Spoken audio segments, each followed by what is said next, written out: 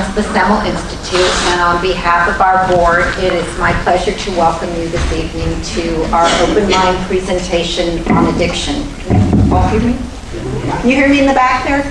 Yeah. Good, okay. We are honored to have with us this evening author, reporter, and a reporter on science, public policy, and addiction treatment, came from New York to be with us this evening, Maia Szalavitz.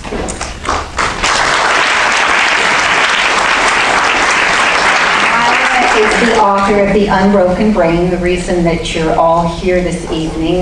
This book has received incredible critical acclaim, and we are just so honored to have you with us this evening.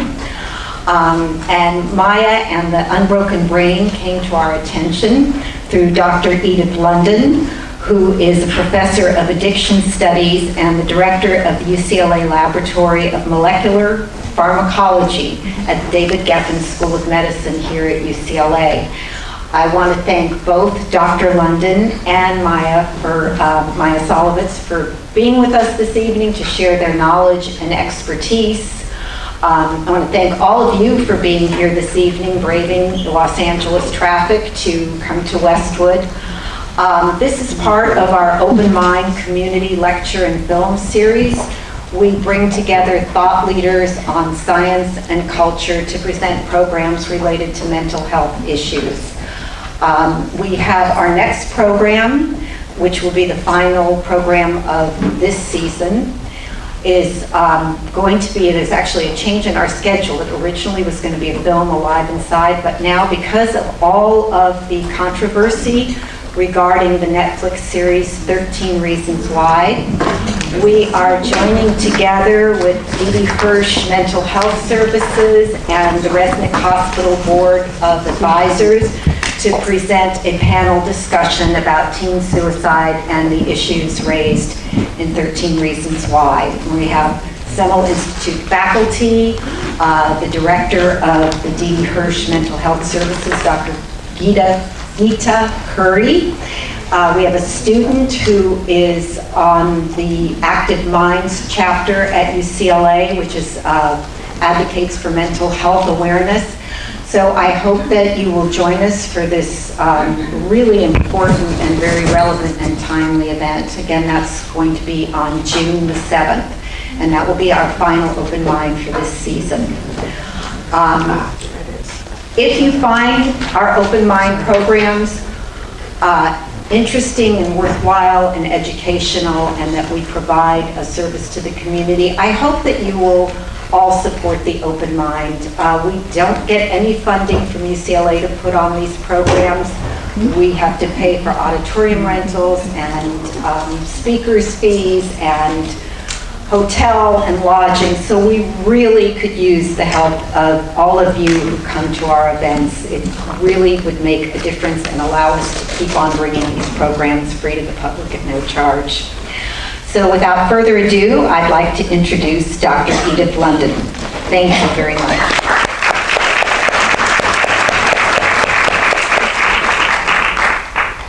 Thank you very much, Vicki, and many thanks to the Friends for sponsoring this wonderful, wonderful series and making it possible for us to be here tonight.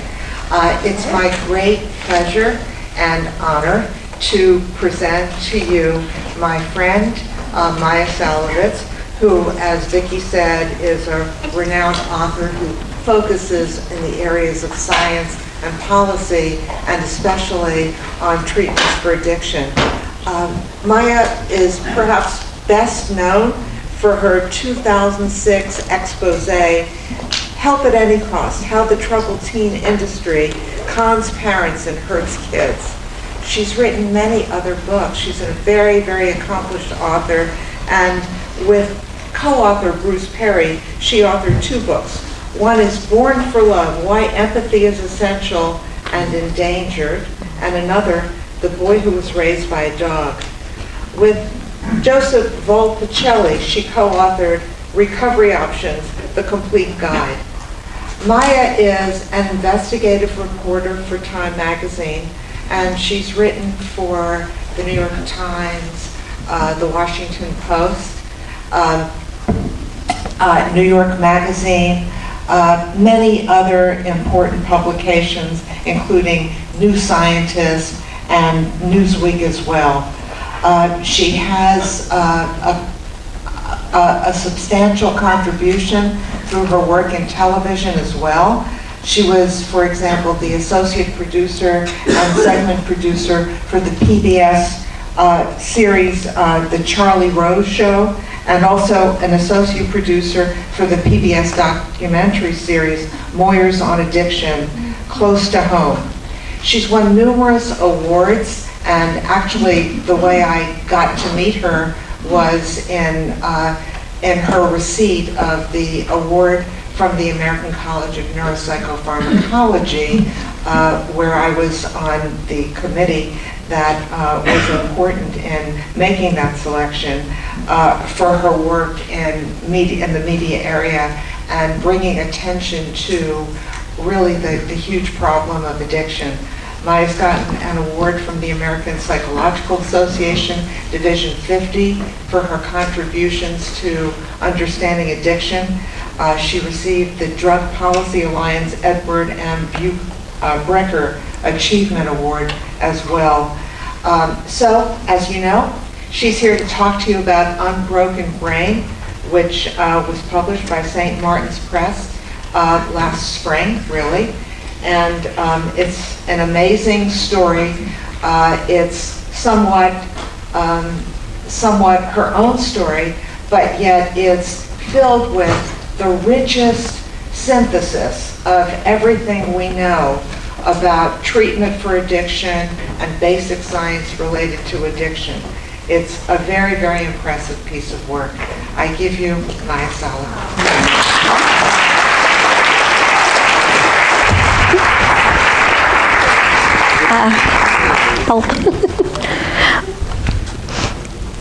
Okay, excuse me for this microphone problem. I will just try to fix this here. I'm just going to put it over here. Okay.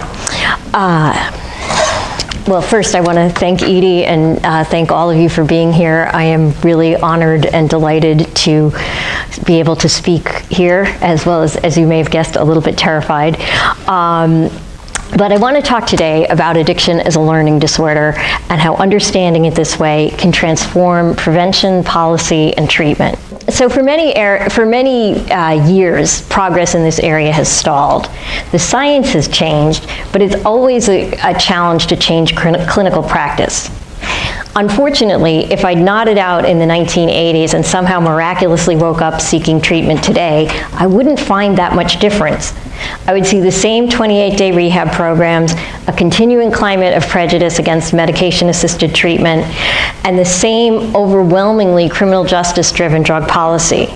Yeah, I would find some different rhetoric, and I'd find the availability of buprenorphine, but little would be completely unrecognizable. To move forward, I believe we need a new perspective. And I'll begin with my own experience, which I think illustrates as well as anything why learning matters in addiction. For one, I'll note that speaking gigs like this were definitely not where I appeared to be headed back in September of 1986. It was 2 weeks into my junior year at Columbia, and I got arrested with over 1 kilo of cocaine. I had been living in Midtown Manhattan near Rockefeller Center at the time, and I had no idea what I was about to face. I was 21 and had been addicted to cocaine and heroin for several years. I opened the door to the cops with a needle in my arm. I had been expecting a friend. I was definitely not expecting a bunch of heavily armed undercover cops who were soon stomping around my apartment and making fun of my admittedly terrible housekeeping. And so, even though my parents were actually able to bail me out after just a couple of days in jail, I thought my life was basically over. I was facing a 15 to life mandatory minimum sentence under New York's harsh Rockefeller laws. So that's when I stopped shooting up, right?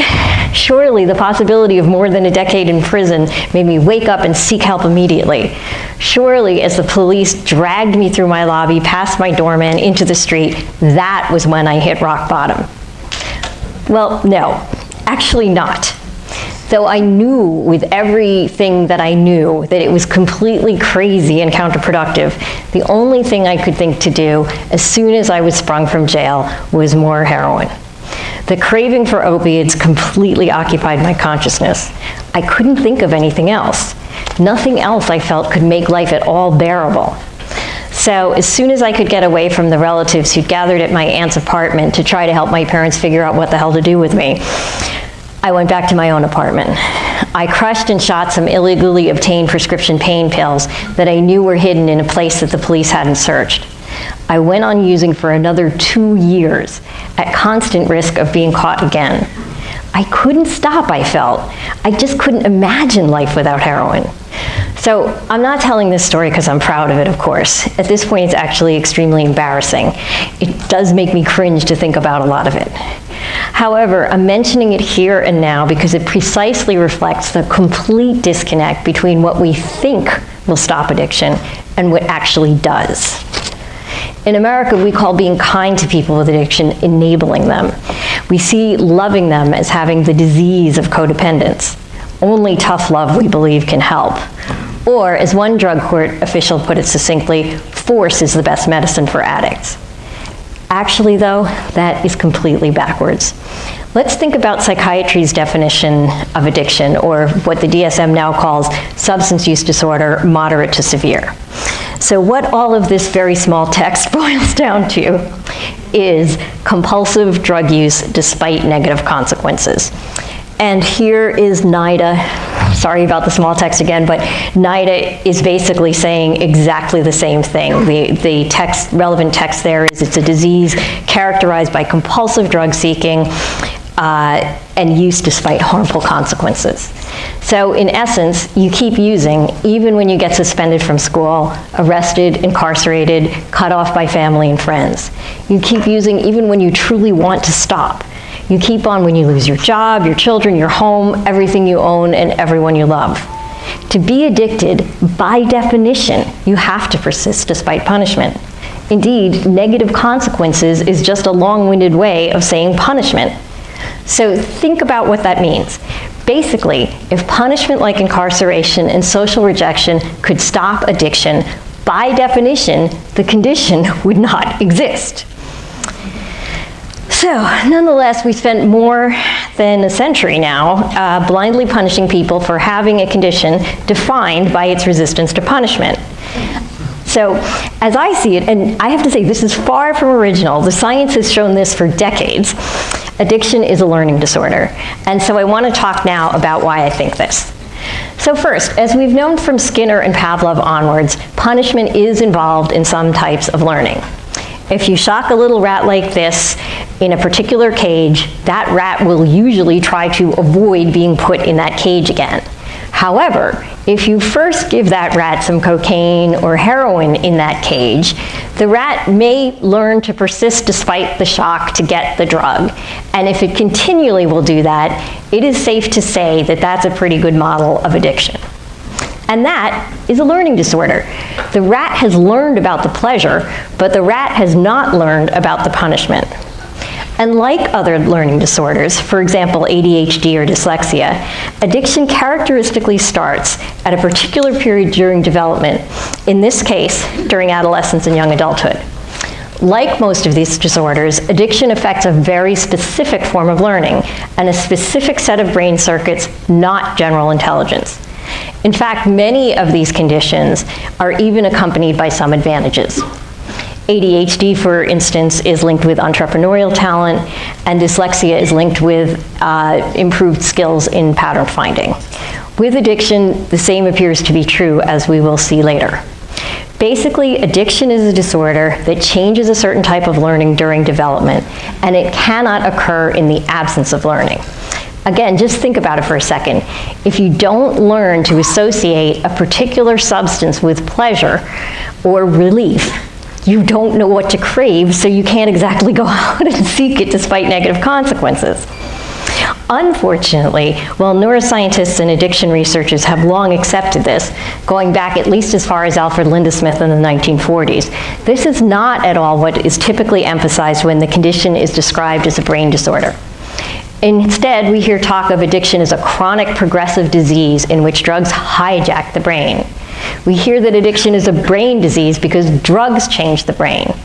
We hear about people who can no longer make their own choices because the idea of having a hijacked brain is that they no longer have any responsibility for their own behavior. But to me, this does not capture the full essence of either the lived experience of addiction or the behavior that people see from the outside. Addicted people don't really act like zombies. We might sometimes look like them, but really instead, to everyone around us, we appear like we're finding clever ways to plot to do exactly what we want to do. We seem allied with our desire, not alienated from it. So I want to argue, in contrast to the hijacked brain view, that addiction's resistance to punishment is what's fundamental to the condition. And I want to argue that the problem is not brain damage, but a form of overlearning that occurs in a very specific brain system.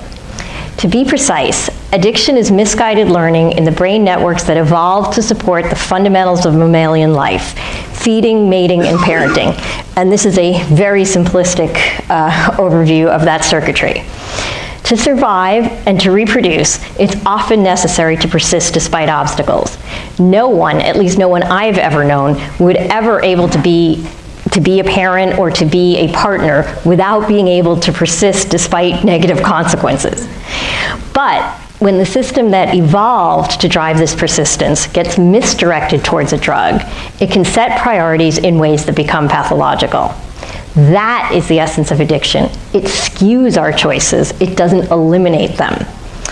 But ignoring this, for many decades, we've incarcerated users, busted dealers, harshly treated people with addiction in treatment and outside of it, and feebly attempted to stop one of the most irrepressible forces in the world, the free market.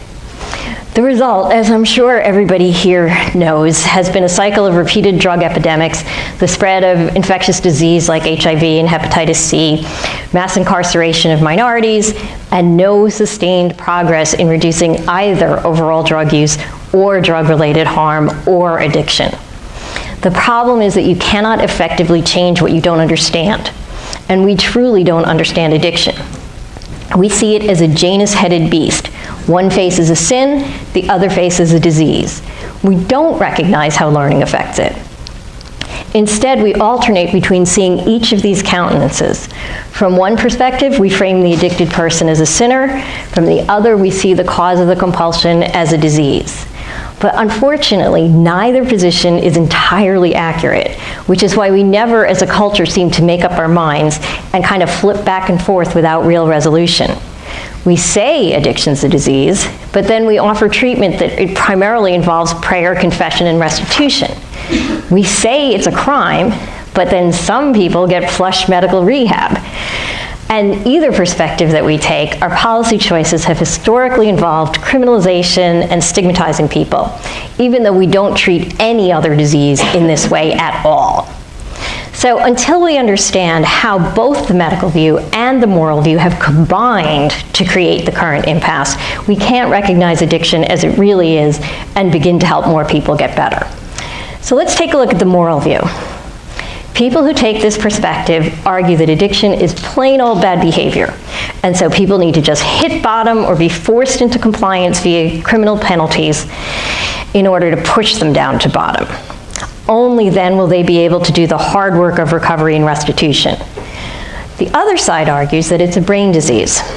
This group wants to see addiction as a medical problem, and I certainly don't disagree with that.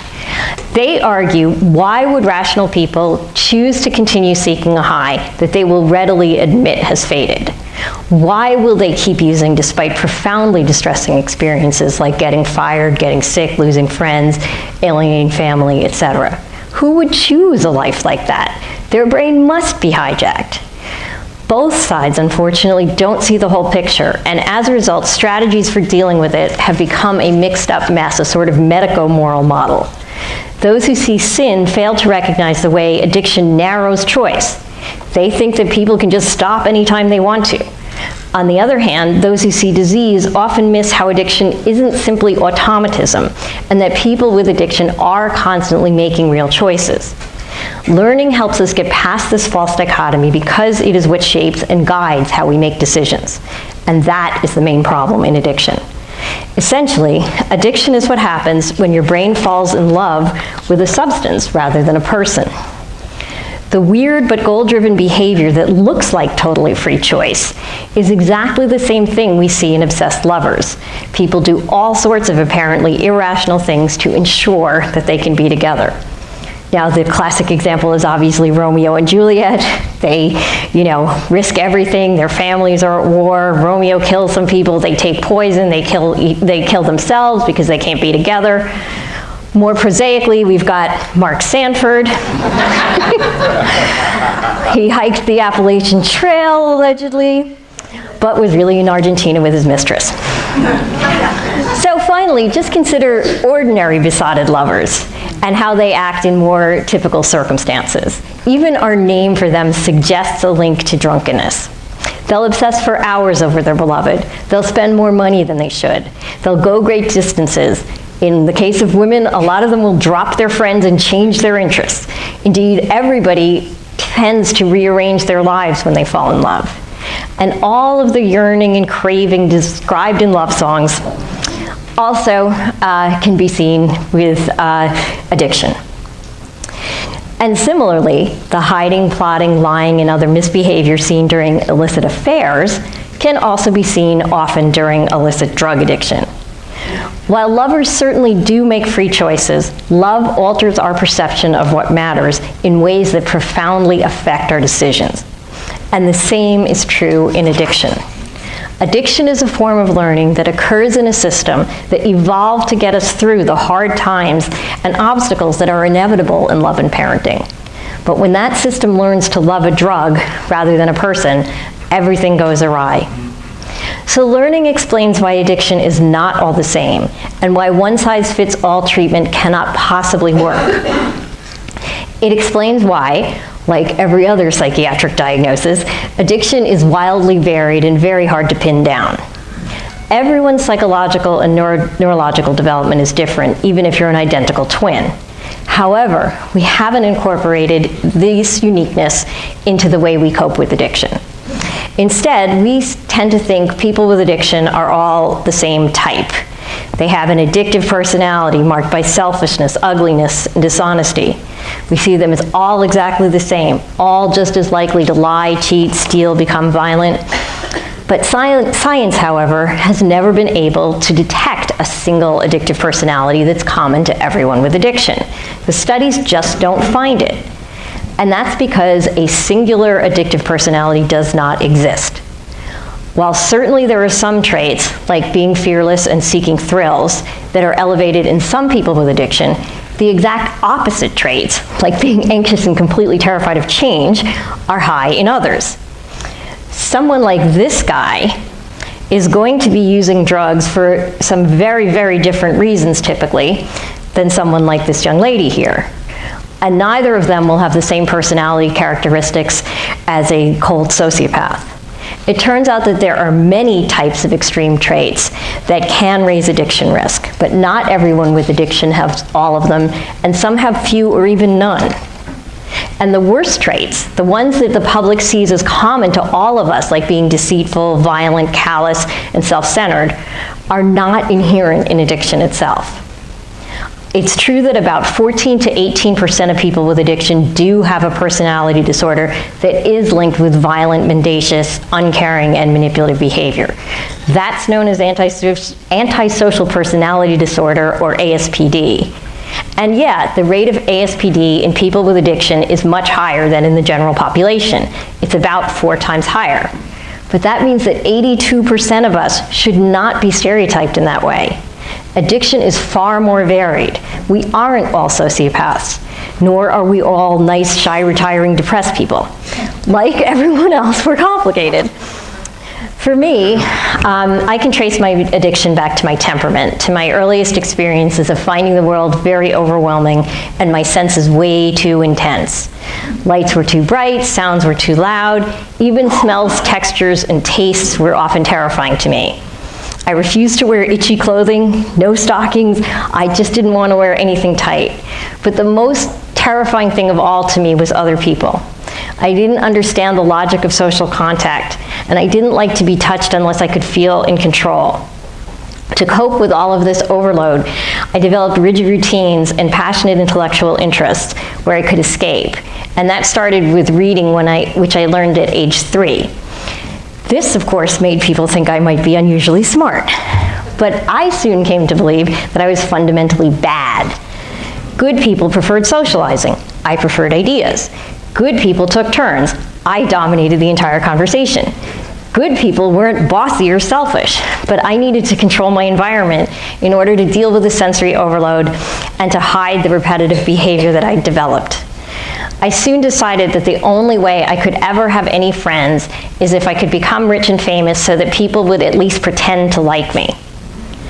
You can imagine how awful it must have been to live with that level of self-hatred. And you can imagine how attractive anesthesia would be if you felt like that about yourself. By the time I was in my teens, I was crazed from being bullied, excluded, and lonely. And I eventually discovered that drugs were something that people did want to hear me go on and on about, unlike opera or science fiction. If you are familiar with Asperger's syndrome, which is a form of autism, although it is no longer in the DSM, and it is a developmental disorder, my childhood now, looking back, sounds pretty much like a classic case. But the diagnosis didn't exist at the time, and the ones that I ultimately received, like ADHD, obsessive-compulsive disorder, heroin dependence, cocaine dependence, depression, even one time bipolar randomly, it did not capture the full scope of my experience.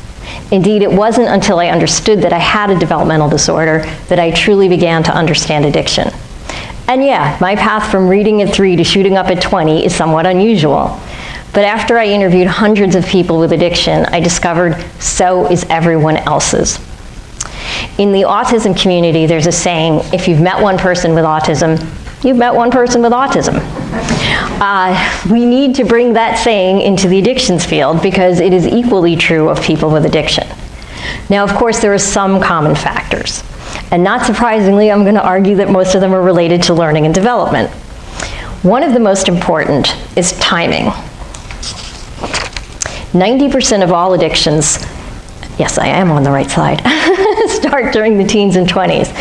It is no coincidence that we worry most about teenagers when it comes to addiction. Because addiction vulnerability depends on stages of brain growth, it's far more common in youth than at any other time. And that's because adolescence and young adulthood involve a specific set of brain changes and a very specific developmental challenge. In humans, there are 3 periods of intense brain development. The prenatal period, which is not shown here, infancy, and adolescence, which are shown on this sort of complicated thing. Developmental disorders tend to cluster at the times when this brain development is truly intense. So you'll see that autism and ADHD, the symptoms tend to appear in early childhood, while you don't really see schizophrenia generally until the late teens and early 20s. The brain is developmentally sensitive during each of these periods. So an addictions period tends to be adolescence. So what's going on during adolescence? Basically, the regions that motivate reproduction and create pleasure and desire grow strong. Unfortunately, this happens long before the areas that mediate judgment and restraint do, as anyone who's ever been or met a teenager might suspect. During the teen years, most people do learn how to cope with the kinds of emotional challenges that they're going to face in adult life, particularly those involving peer and romantic relationships. Before adolescence, in fact, few people experience romantic love. And the same is true for addiction. And it's not a coincidence. It's down to the development of these brain systems that matter. Moreover, if teens learn to rely exclusively on drugs to cope with the challenges of socializing and sex, this can interfere not only with brain development, but also with the development of appropriate coping skills for emotional regulation and relationship maintenance.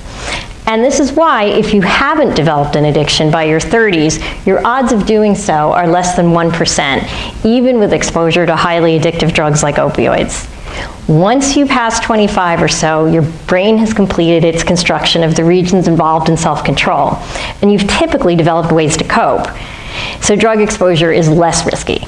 Now, I am not saying it is not risky, but it is less dangerous. In fact, nearly all types of learning, unfortunately, get harder as you get older. The good news is this probably does include the learning involved in addiction. There's another commonality among people with addiction that's also very important to mention here, and that's trauma. Some people come to addiction because their childhoods are a litany of horrors: physical abuse, sexual abuse, emotional abuse, domestic violence, bullying, neglect. I could list this all day. It is terrible. And the greater the distress and suffering, and the greater the different types of trauma a child experiences, the higher the addiction risk. Even just one severe adversity, like losing a parent or witnessing domestic violence before age 15, doubles the odds that you will have a substance use disorder. Trauma isn't the whole story, however. Many traumatized people manage to avoid addiction, and many people with addiction have no obvious early trauma. Instead, some people become addicted because of neurodevelopmental differences, which can set them on the path to learning problems or mental illness. And of course, some people, in fact, many people with addiction, have both trauma and early developmental differences. In fact, it's the experience of trauma that often distinguishes between somebody who has a predisposition to addiction or mental illness and someone who actually develops the disorder. Some people with addiction are oversensitive and seeking calm. Others are insensitive and seeking stimulation. Some of them swing back and forth between these two extremes. But nearly all have some type of difficulty regulating emotions and/or their responses to sensory experience, although the reasons and the exact problems vary. So seeing addiction as a learning disorder helps explain this variety. People with different perspectives, with different genes, in different environments, at different times in life, in different cultures, learn different things. And all of that is going to affect how a learning disorder is going to develop. But this conception of addiction as a learning disorder has even bigger implications. For one, it means that the drug problem isn't solely located in the drug. In fact, only 10 to 20% of people who try even the most demonized drugs like heroin, cocaine, and methamphetamine become addicted. So think about that for a second. People who take the most addictive drugs of all, about 80% do not get hooked. Again, I'm not saying this means you should go out and try them. Simply that most people, fortunately, don't develop addiction.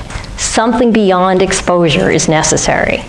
Indeed, trying the drug is not the only thing that traps them. Instead, people get hooked by a mix of factors, including their current situation, their predispositions, and the way that they learn that drugs are useful for coping. Exposure can't cause addiction by itself. The disorder requires a person to repeatedly choose to take the drug, learn that it's useful for coping, and then continue when it no longer helps. Incidentally, this is why babies cannot be born addicted, contrary to claims that you often see in the media. While infants certainly can have severe withdrawal symptoms if they're exposed in utero to opioid drugs, they don't know what they want in order to get better. If a baby's feeling uncomfortable, it doesn't know if it wants a diaper change or mommy or heroin. And even if the baby did know what it was craving, it could not exactly go out and score and continue using despite negative consequences, since infants cannot even turn over. And this is actually a really important point because we often confuse physical dependence and addiction. Physically needing something to function, well, all of us have physical dependence on something. We're all physically dependent on air, on water. Some of us are physically dependent on antidepressants. Some of us are physically dependent on high blood pressure medications.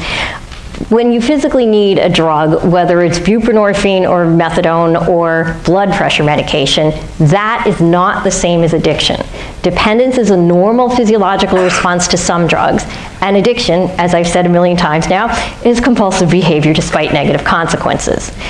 This is important because the only treatments that we have for opioid addiction that are known to cut the death rate by 50% or more is ongoing use of methadone or buprenorphine. And we stigmatize people who are on the medications by saying that they are not really in recovery because we don't get this distinction. And so basically, unless you learn that a drug can fix you and that it produces an incredibly ecstatic or relieving experience, and you seek to repeat it, you cannot be addicted to it. Interestingly though, even if you feel ecstasy or feel super safe and comfortable from a substance, most people who have that experience don't immediately decide to repeat it. Instead, they say to themselves, wow, that was great, I better watch out. They think to themselves that they're the only person who ever had this experience because this story is rarely told. Indeed, such a memoir would never make the New York Times bestseller list. The idea, I tried it, I loved it once, and I stopped, is a really, really boring story. However, that is the most common experience that people have. They're getting the same high as people who become addicted, but their response is not, this is the answer to all my problems. Instead, it's a much more healthy, this is dangerous, I don't want to ruin my life. If your life is already in ruins, however, that's when the real trouble is going to happen. And we can see this even in, oops, wrong slide. We can see this even in animal research, in the very famous rat park experiments that were done in the 80s. And these basically compared rats that were in a very stimulating social situation. So they had, you know, opposite sex rats and friend rats and toys and all kinds of sugar and whatever they basically could give them. And then the control group was rats who were sort of in your typical solitary cage. And there were many different variants on this experiment, but all of them found that the rat park, or rat paradise, more like it, rats took less drugs than the solitary confinement rats did. In fact, in one of the conditions, the solitary confinement rats took 19 times more morphine. And later research showed that this is not unique to rats. If you give mice access to running wheels, they take less cocaine and heroin. If you have a monogamous prairie vole that is bonded to a mate, that prairie vole will take less amphetamine than a single prairie vole. So basically, if you have friends, a partner, and productive ways to spend your time, not surprisingly, you're going to be less interested in chemical escape. Addiction occurs in a specific context then. If you're in an empty cage with no hope, I had to get a cat picture in this, you are far more likely to get in trouble than if you have strong relationships and a sense of purpose. This is also why liberation from addiction requires far more than just taking away the drug. Here, too, learning is really important.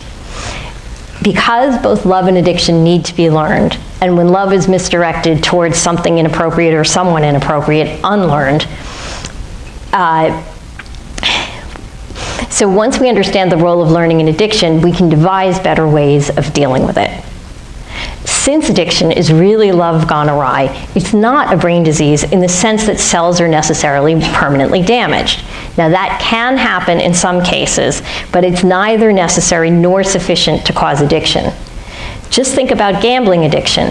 This occurs without any outside chemical entering the brain. And yet gamblers have addictions that are just as severe as people with chemical addictions. They lose just as much, they cause just as much problems, and yet there is no chemical changing the brain. And so if addiction was caused by drugs changing the brain, gambling addiction could not exist.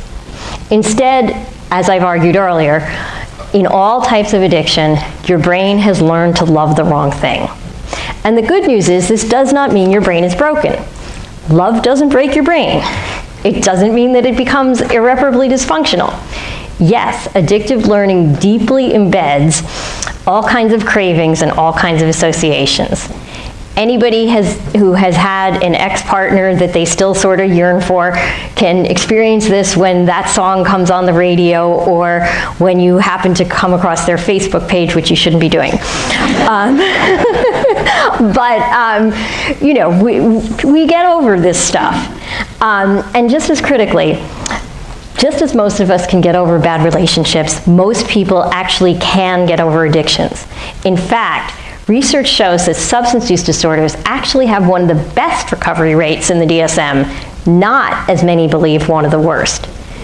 Epidemiological studies of large samples repeatedly find that most people who meet DSM criteria for severe substance use disorder overcome it, and most of them overcome it without any self-help groups or any treatment. And that is a hard to understand slide. I apologize for that.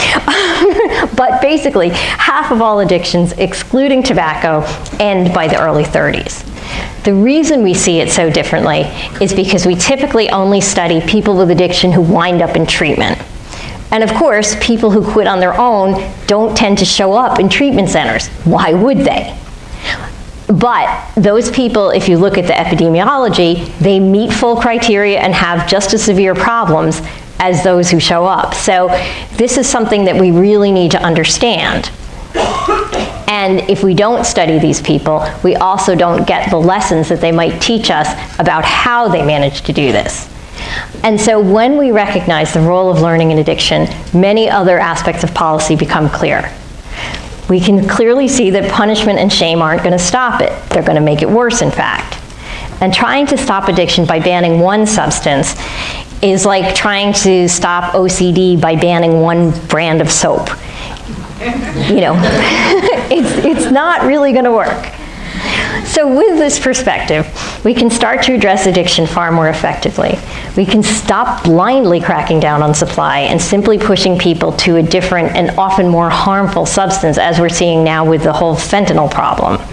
We can stop using punitive tactics that worsen mental illness and re-traumatize abuse survivors, and start developing approaches that actually work, applying principles that facilitate human learning in general. And to think about this for a minute, let's consider needle exchange programs which provide clean syringes to people who inject drugs and are not yet ready, willing, or able to get treatment. For decades, the federal government opposed funding syringe exchange based on the idea that it would encourage drug use. And besides, addicted people can't learn to protect themselves while they're still using. They're impaired. Learning can't change them. You know, they can't do anything until they get into abstinence, or they just wouldn't care. Now, the data has long disproven these ideas. In fact, in New York, we had one of the most amazing stories of this, because we had, when I was using, we had 50% of our IV drug users were already HIV positive.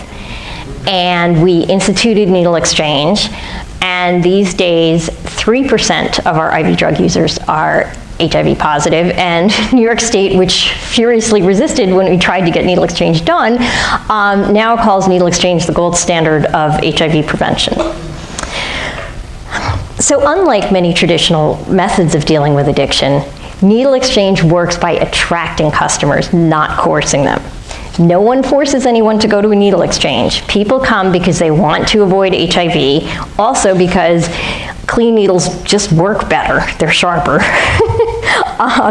But when they arrive, they actually get much more than clean works. So before New York got enlightened, when I used to go out on the street with needle exchange pioneer John Parker and members of ACT UP, dozens of people would appear almost immediately when we would show up on the Lower East Side or in one of New York's worst neighborhoods, basically. Everyone was eager, of course, to get the clean needles and to let activists dispose of the old used ones. But no one was violent or threatening. It was nothing like when I had gone to these same neighborhoods to try to buy drugs. It was just a completely different atmosphere. In fact, the often hardened street people were typically exquisitely polite and fiercely protective of the people who did needle exchange. So at first, when I'd be out there, I would look at people's similarities. And I would see the track marks and the unhealthy gray-green complexions and the distant eyes that seemed to be tuned into another world. But soon, though, I started looking more at individual people. And there was actually an incredible spectrum from white, Asian, Hispanic, African American, everything in between, basically a microcosm of cosmopolitan New York. And when I began to sort of focus on individuals, I noticed something really powerful. When these extremely marginalized and often homeless people were treated with respect, their whole posture seemed to change. The defensive street mask of indifference that most of them wore to ward off humiliation would lift and be replaced with a smile, even if only briefly. Many seemed like they couldn't believe that anyone could actually be nice to them without demanding instant abstinence or promises of abstinence or promises of something. They were shocked by people being kind to them. And paradoxically, by making people feel better about themselves, less shame, more self-worth, this helped enable them not to want more drugs, but to reconsider where they're at. After all, if I'm not totally worthless as I am, if someone sees enough in me to actually risk arrest to help me, maybe I might have something to give. Maybe spending all my time injecting drugs isn't the only thing I'm good for. Maybe I could have a chance. Maybe I could even help other people like me. Indeed, from these brief moments of human connection, research later showed that all types of health improvement could spring, including recovery from addiction. Far from encouraging drug use, harm reduction programs like needle exchange help get people into recovery. In some cases, they ultimately refer 2/3 of all people who show up at a needle exchange into treatment. Treating people well basically helps them treat themselves better. Indeed, it's a sense that change is possible that drives all kinds of learning, and that's what we need to give people with addiction. Being a student, after all, is a much more hopeful role than being a patient, and seeing your customers as learners in need of an education rather than sinners in need of redemption very much changes the power dynamic.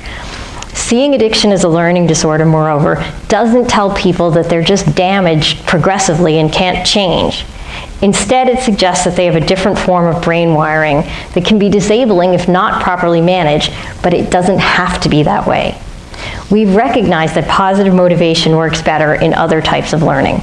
For example, there are no academically excellent schools that beat children. So now we need to bring the research that we have on psychology of learning to bear similarly on addiction. And overwhelmingly, it shows that people learn best when they feel connected, included, and comfortable enough to feel vulnerable.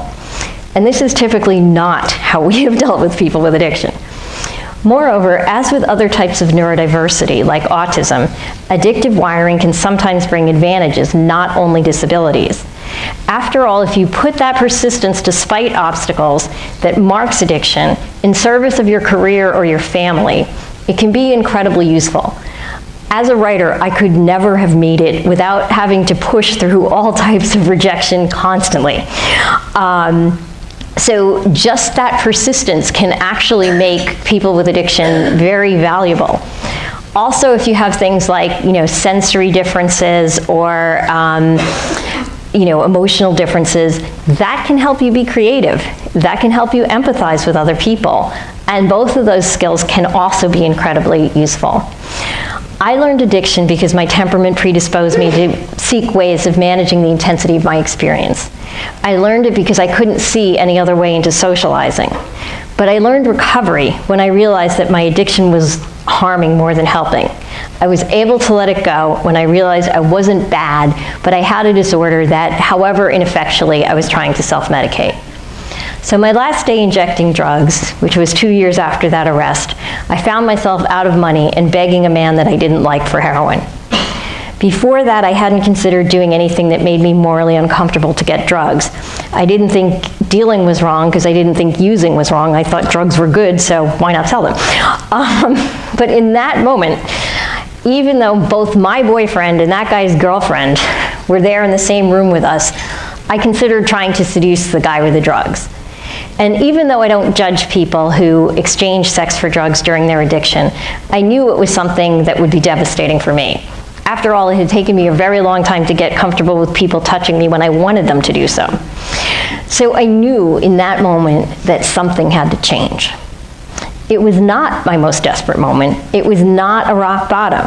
I'd had very much worse experiences, such as being arrested. And it was not hopelessness that motivated me. I'd had far more hopeless experiences, like having to drop out of Columbia. It was insight, followed fortunately by the opportunity to get help, which I asked for and was able to pay for via my parents' insurance. I stopped when I realized, or finally learned, that I was addicted. At that point, I knew I had to try something different, and that was August 4th, 1988. What ultimately turned me around was learning new ways to cope, not being shamed or broken down further. What helped was the support of others, often people who'd been there, but not always. And also, eventually what helped, and this was really important to me, was antidepressant medication, which helps relieve my emotional and sensory overload even now. Now, what works for me is not what's necessarily going to work for anybody else, as I hope by now you can see. Because addiction is learned, there are just as many ways into it as there are out of it. But once we recognize the true nature of addiction, we can definitely get much better at dealing with it. In terms of prevention, we can help kids who are traumatized or who have difficult or outlying temperaments to learn better ways of coping long before these become so maladaptive that they need to resort to drugs and alcohol just to feel okay. For treatment, we can use the rich psychological literature on how to enhance learning, to teach addicted people to find new ways to cope and new sources of safety, joy, and comfort. As for overall policy, we know that the current punitive approach is a failure, and that if we want to reduce drug-related harm, we need to stop stigmatizing and criminalizing people and start offering attractive alternatives. Addiction thrives on fear, shame, and self-loathing. It grows in fear and alienation and despair. To better address it, we need to stop arguing about whether it's a disease or a progressive brain-damaging disorder. We need to stop arguing about whether it's a sin or a progressive brain-damaging disease. If you want to say it's a disease, let's say it's a disease that takes the form of a learning disorder and not one that inevitably worsens. And if you want to say that it's a health problem of any type, disease or disorder, we have to treat it the way we treat other such conditions, with respect, with evidence-based therapy, including medication when needed, not punishment. To spur recovery, we need to teach hope and stop compulsively using failed strategies despite negative outcomes. We've blamed people with addiction for being unwilling to change when their coping methods stop working, but we've done exactly the same thing as a society in terms of drug policy. By recognizing addiction as a learning disorder, we can stop persisting in policies that do harm and instead learn to use compassion, curiosity, connection, and community to teach recovery. Thank you very much.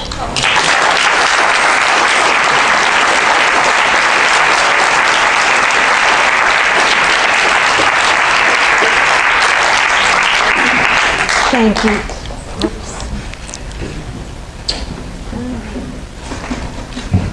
Thank you so much, Maia. That was just an incredible talk and so soul-bearing and moving and touching. So thank you so much for being here and sharing this incredible story and all your knowledge that you've accumulated about addiction. Thank you very much. And now, Dr. London.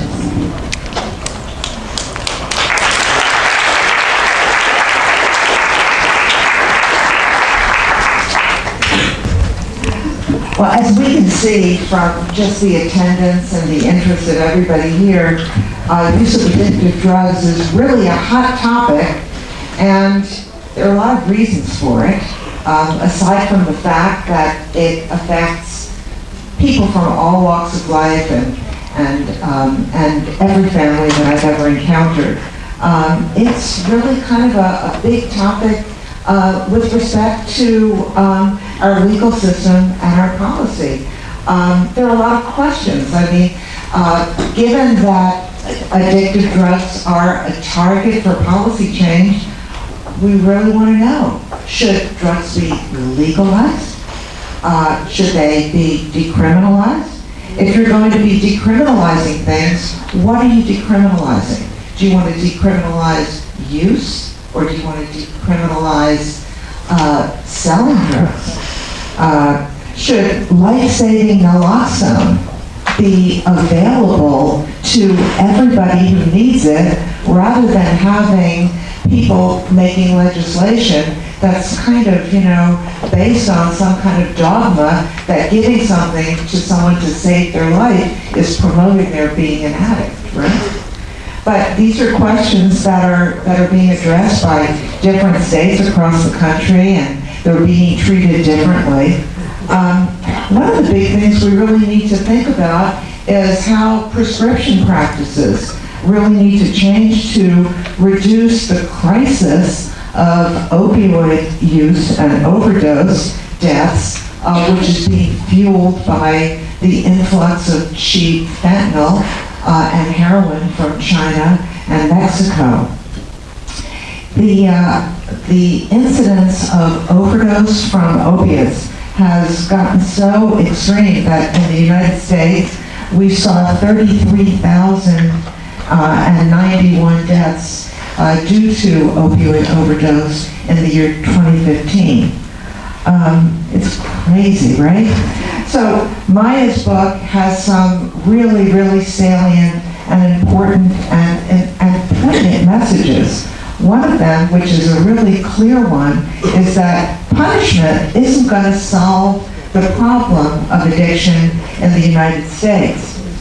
The other big, big message that she gave us is that a person needs to learn the coping skills to deal with the problems in life so as to make the appropriate decision, an adaptive decision, rather than a devastating decision when forced with the opportunity to take drugs. Now, people, as you all know, can turn to drugs for very many different reasons. They could feel that they're taking drugs because, or they may turn to drugs because they feel like they're outcasts, and being part of a subculture that's involved with taking drugs might make them belong to something. I don't know. I remember that when I was first getting into working with cocaine at Johns Hopkins, one of my close friends was an oncologist. She was a cocaine addict. And the reason she was a cocaine addict was that she said that what she does every day is tell people that they're not going to make it. And she said she felt completely bereft and powerless. But when she took cocaine, she felt like she was strong. She felt like she could do something. And it's something like what I hear from the methamphetamine addicts whom I've met in Los Angeles, who say that when they take methamphetamine, they feel like they're king of the mountain, like they can really do anything. So drugs really offer people a way out from a bad feeling state, whether it's a heroin addict who needs the relaxation to get away from a frightening world, or whether it's an oncologist who takes cocaine to feel enough power to go in and face the patients whom she can't help. Anyway, what we really know is that addicts need an alternative to the drugs, and we also know that treatment helps some people, but it doesn't help everyone. And a lot of the treatments that are available are very cookie-cutter treatments that are administered by people who are really not necessarily paying attention to the dose that a particular individual might need, or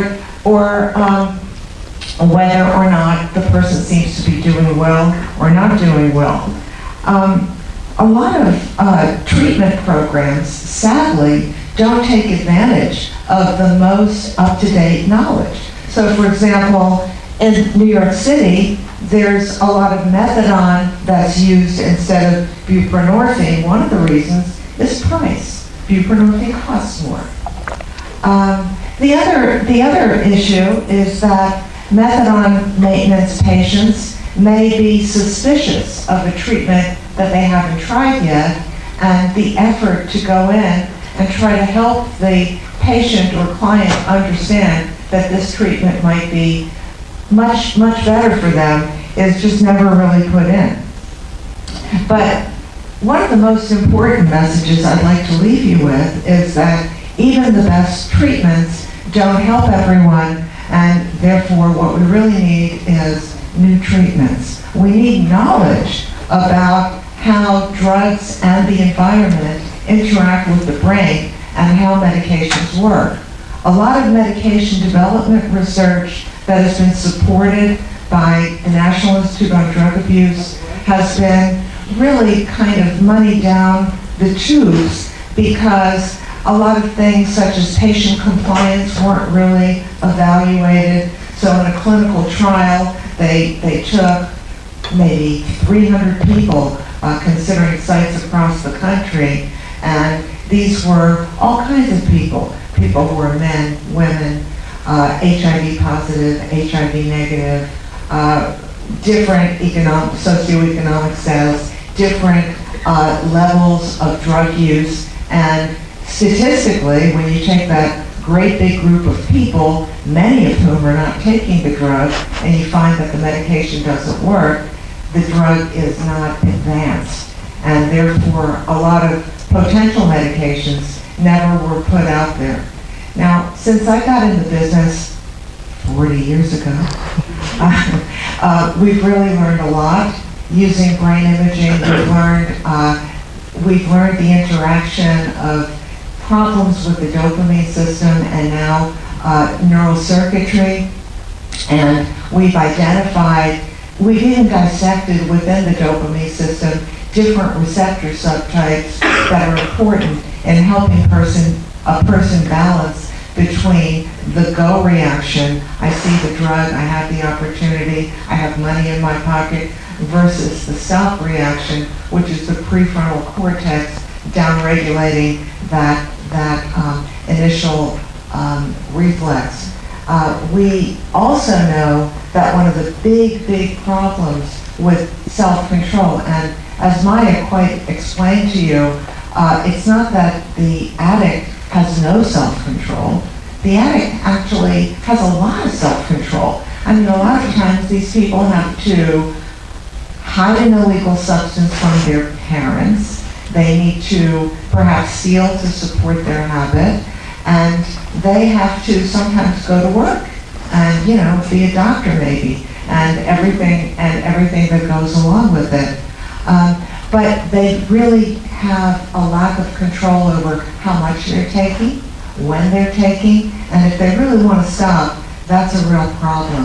So I'd like to leave you with the thought that what we really need, in addition to big policy change and more availability of treatment to the people who need compassionate treatment, is we need research on new approaches, new ways to improve the resilience of an individual so that they can make the adaptive choice.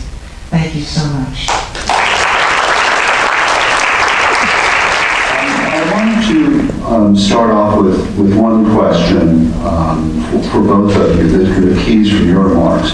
I mean, Maia, you started off and presented a really compelling case for addiction as a learning disorder. At the same time, to be devil's advocate for a minute, you yourself pointed out that in some ways you were self-medicated. That is, you were born a very sensitive kid, couldn't stand to be touched, overstimulated, and this was kind of, in a way, medicating yourself. And true, you learned your way out of this. At the same time, treatment helped, medication helped. And so, Sure. Why is this not self-medication? Why is this learning primarily, from your perspective? Sure. I mean, self-medication is definitely involved in many cases of addiction. I don't know if it's necessarily involved in all cases. I think when you say all cases, somebody's going to pop up with a different case very quickly.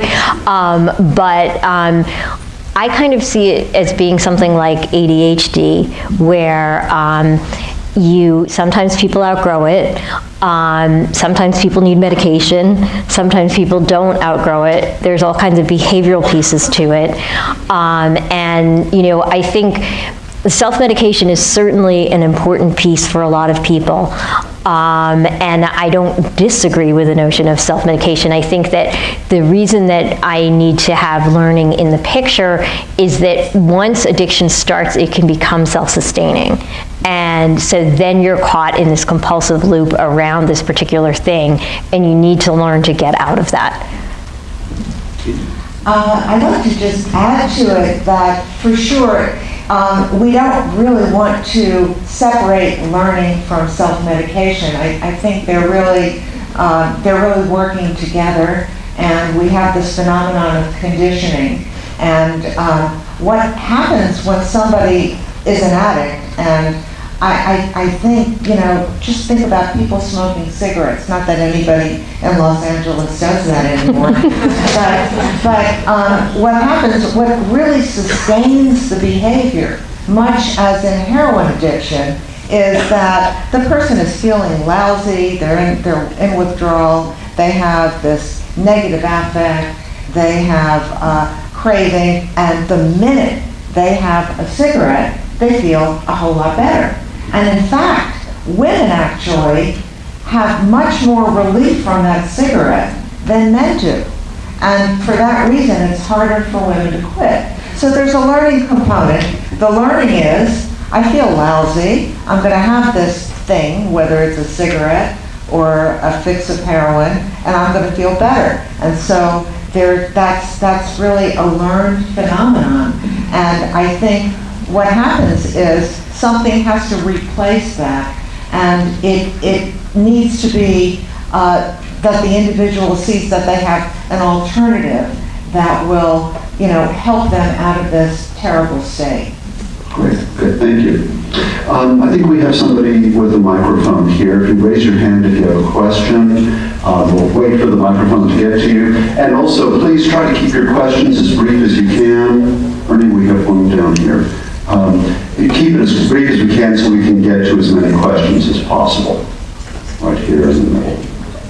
Thank you so much, Maia, for your story. It was very touching and very real, and many people will be helped by your book. I'm going to give it to my clients. There's a move, there's so many ways we're trying to look at the addiction issue, and they call it medication management. And then now sometimes looking at using marijuana as a step down from opiates. I have my own biases on that, but I also think that there's a point where it's legitimate. So I'd like to hear your point of view on that. Sure. Well, anywhere. And doctors as well. Absolutely. I mean, anywhere you can go from having somebody compulsively using something that can kill them to having somebody compulsively using something that can make them slightly dumb or less productive, but will not kill them, and that can also maybe just help them in different ways with, I am just astonished and depressed by the fact that we have all these preliminary studies like CBD may be helpful for schizophrenia, and the medications that we have for schizophrenia now make you, shorten your life and make you obese and diabetic, which is not known to happen from CBD. And it's like, there's been 2 trials on that. Why have, I feel like it's insane, and there's now at least 6 different observational studies suggesting that marijuana can substitute for opioids. There's one that compared the medical marijuana states and found 25% lower overdose rates. There's one that found lower addiction rates. There's one that found massively lower, that when people have the option, there's lower prescribing.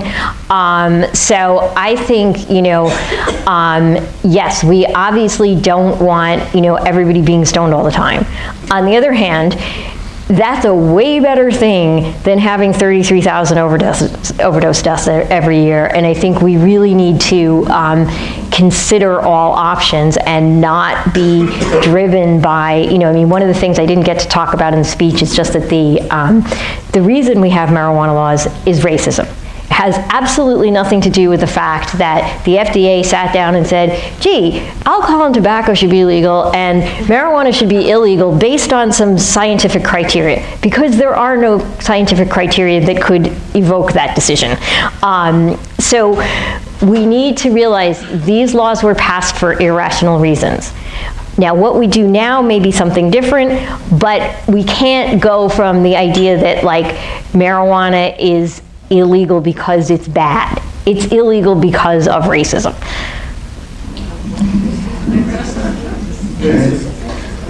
Other questions here? Actually, let me explain that, because there may be some people in the audience that are not familiar with the history. So Harry Anslinger, who was the guy behind the prohibition of marijuana, basically would say things like, we need to keep marijuana illegal because it makes, I'm not going to use the word, black people think they're as good as white people. Another part of his campaign for marijuana illegalization was about how it causes satanic jazz and swing and makes white women willing to sleep with Filipinos, black people, and entertainers. I am not making this up. Now, maybe you shouldn't sleep with entertainers. They don't have any money. But again, this is absurd. But if you look up the history of all of our drug laws, there is absurdist, racist rhetoric like this. Like, there's an article in the New York Times that you can find very easily in the archive, which is about how cocaine makes black men impervious to bullets. Now, that would be great if that were true. But again, this is where our drug laws come from. They come from racist panics. Even alcohol prohibition was a panic over immigration. So that's not to say that it's a good idea to have like Philip Morris crack, or that everything should be legal in a very commercial way. I mean, we can see how the pharmaceutical companies pushing OxyContin was not a good thing. It just means that we need to start from a rational basis when we consider drug regulation. I'd like to get back a little bit to what Maia was saying about cannabidiol and the potential use of cannabis in kind of a step-down treatment for heroin addiction. I'm all for harm reduction, but I'm also for really knowledge of the biochemistry that's involved. And cannabidiol, which is a component of cannabis, is unlike THC, which is the primary entity that we think makes marijuana so delightful for a lot of people. And cannabidiol so there are different receptors for the cannabinoids. They come in different flavors: CB1, CB2. Cannabidiol is a CB2 agonist, a CB1 antagonist. THC has a different action. But I think we have to be very, very careful because of the very, very marked interaction of the cannabinoid system with other neurotransmitter systems. So, for example, receptors for THC dimerize, and they get together with receptors for neurotransmitters like dopamine. And individuals who might be taking medications that are CNS active agents, all of this gets completely changed if they're using cannabis. And so it may in fact be that there are entities within the cannabis plant, like cannabidiol, and perhaps other compounds that need to be discovered and utilized that could be in fact useful in the heroin epidemic, but I think we need a lot of research there. Thank you. I think we have a question. Yes, sir, Peter. Yeah, wondering how this theory might extend to public health efforts to prevent addiction. You mentioned that exposure is only part of the picture and moving away from prohibition. So I'm wondering what else you see can be done further upstream from treatment? Well, I think prevention, there's a lot of implications for prevention here. One of the things that we see from the longitudinal studies is that most of the kids that end up in trouble, you can spot them in preschool. They may end up in different sorts of trouble. Some of them might not be addicted. Some of them might develop mental illness later. Some of them might develop other issues. But the kids who are outliers in terms of temperament, we can do a lot better at helping them and including them and not letting them feel as though they're bad. So working on ways to reach kids before they sort of spiral into some of these, there's really interesting work on how depression develops and how a kid might have a sort of hopeless oriented temperament, and then they sort of start ruminating, and then that gets them sort of stuck in a groove, and then that makes it worse. And so it's all about trying to really intervene early if possible, also really trying to create connection and community and so that people are not bullied, so that people are feel connected in schools. And this stuff sounds all very sort of silly, but when you actually look at, like, there've been studies that look at, like, school connectedness. If you feel a part of the school community, you are less likely to get involved with drugs. And one of the things that I always find sad is that, like, if you're an outcast kind of kid, often the only group that will accept you is the druggies. All you need to do to get in with the drug group is take drugs. And that's kind of nice on the part of the druggies because, like, we accept everybody, but it's kind of sad about the rest of society because that shouldn't have to be that way, right? And there's studies showing that a lot of, you can't eliminate bullying, but a lot of schools can get a lot better about dealing with it because, unfortunately, you get a lot of teachers who are working out their high school stuff in school, and they are in with the popular kids and are making fun of the outcasts. And when you start from the top down and you create an entire community focused on not letting those kinds of things happen, even in the lunchroom, even the lunch lady, even the janitor, everybody, you can get some impressive kinds of results. So that's prevention, right? And so preventing people from being at higher risk. Also, obviously, you've got the traumatized kids. You want to minimize trauma to kids. You also want to, for example, our foster care system often just, kids go from one home to another. Every one of those transitions is new trauma. We're not sensitive to how that system can sometimes make things worse. So there's lots of different sort of systemic prevention things that being trauma sensitive could make a huge difference. Also, like, obviously getting kids out of abusive homes when necessary, but not taking them away just because mom smokes pot. So, we got all these complications. Then, our treatment system is unfortunately kind of overwhelmingly based on the 12 steps. And while 12 steps can make a fabulous support group for people, they should not be part of medical treatment. We don't have treatment for depression that involves confession, prayer, and restitution. If you went to a psychologist for depression and you were told you got to make a moral inventory, you would think that that person was stigmatizing you. And yet in addiction, we accept this all the time. Now, that doesn't mean making a moral inventory can't be helpful as part of a self-help program. It just means that if we want to see addiction as a medical problem, we got to get the moral bits out of it, and we've got to provide in treatment something that you can't get for free in a church basement. Okay, we have, right here, please. So, assuming that somebody in later years has a number of addictions and for whatever reason would accept to start on the path of, looking for help,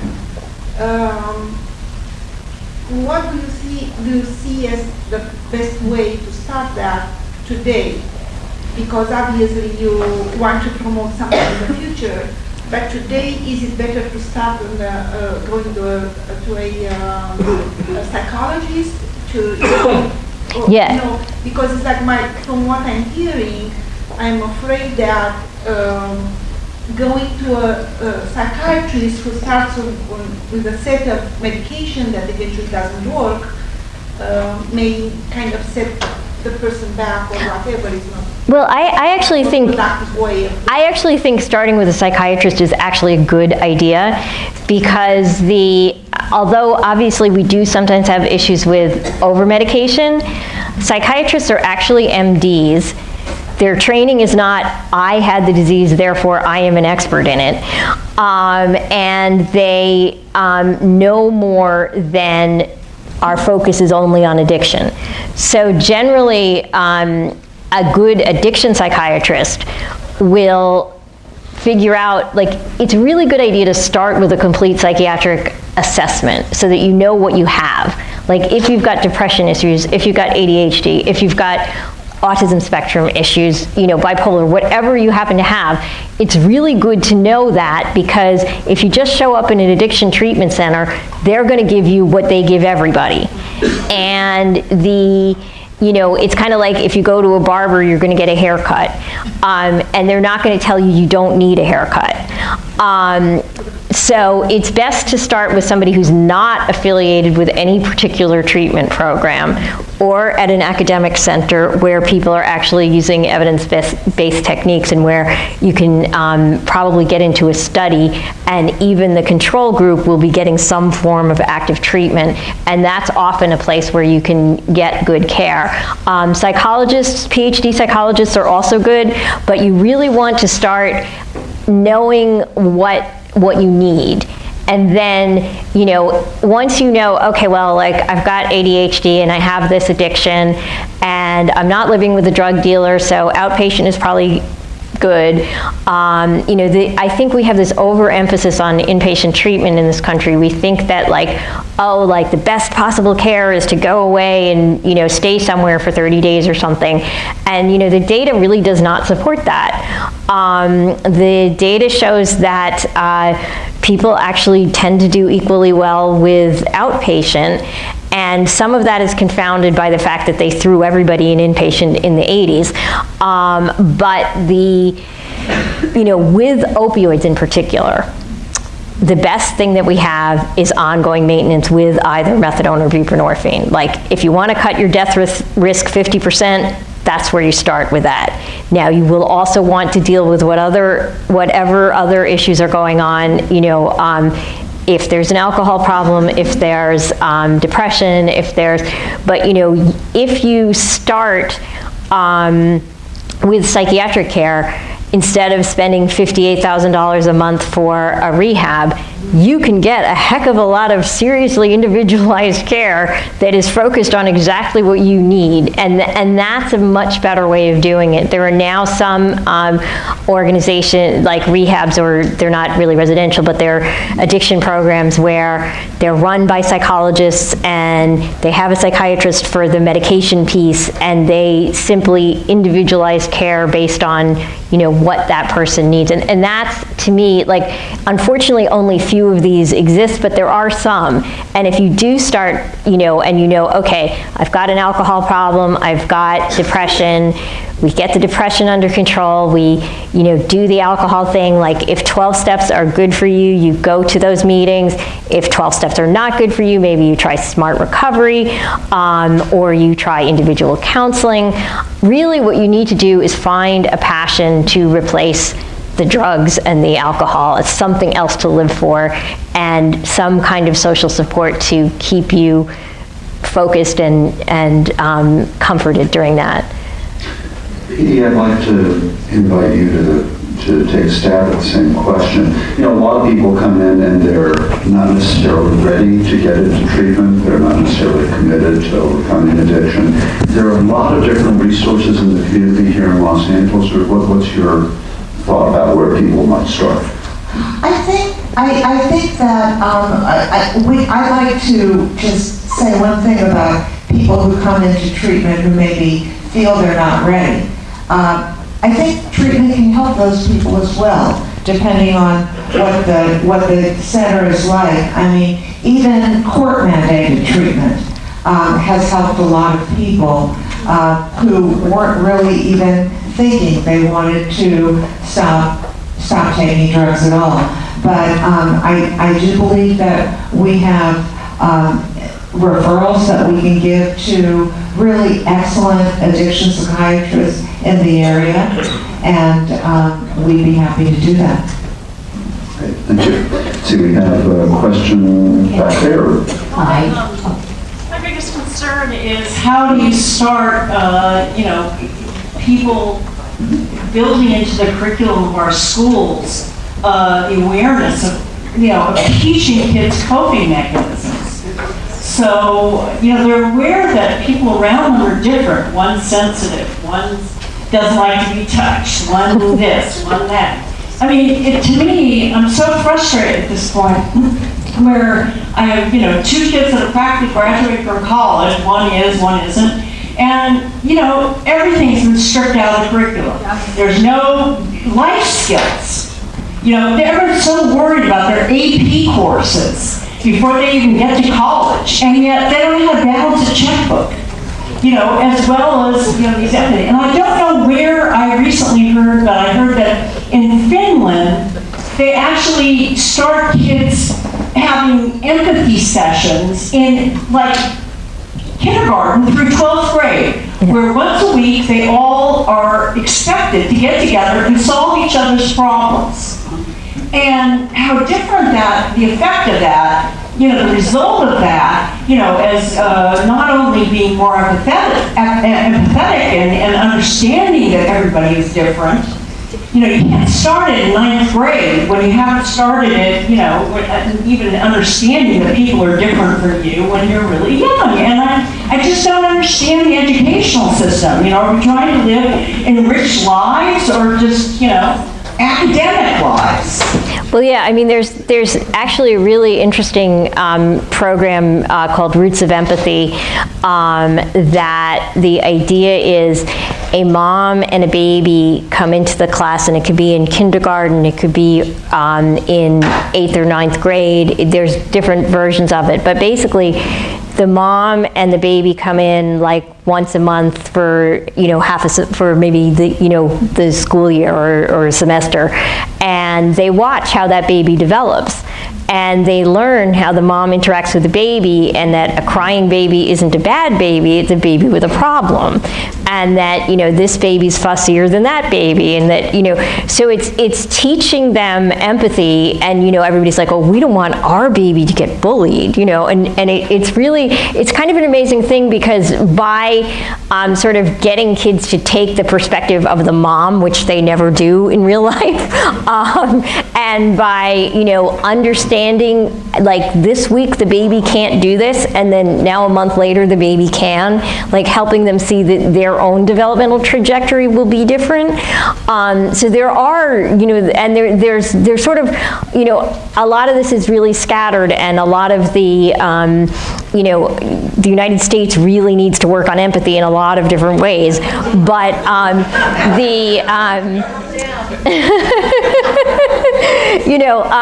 there are people thinking about this, and there are people trying to do stuff about this, but it definitely needs sort of more of us out there saying, like, this is an important thing that needs doing. Please. Have you done any studies, or I have studied something, have you been involved in any studies that where young, teens and young adults who are diagnosed with fetal alcohol syndrome are addicted, and what are the statistics? So that is not my area of expertise, but I do know that that is a very, very difficult population, and that a lot of people, because, I mean, of all the drugs, alcohol really does a number during fetal development, and kids with FASD often have extreme difficulty with impulse control and with planning, and with a lot of things that make their lives really difficult and make a lot of them end up in jails and prisons. I think that's an area that needs a lot more focus and a lot more work, but I have not, it's not been something that we have focused on lately. I mean, I think as a country we have kind of ignored it and pretend that it doesn't happen. We could keep going for quite some time here this evening, but I want to be sure that we have enough time for Maia to be out in the foyer with your book. Oh, yes. And for you all to interact with her. So first, let me thank very much our speakers this evening, Maia and Judy London.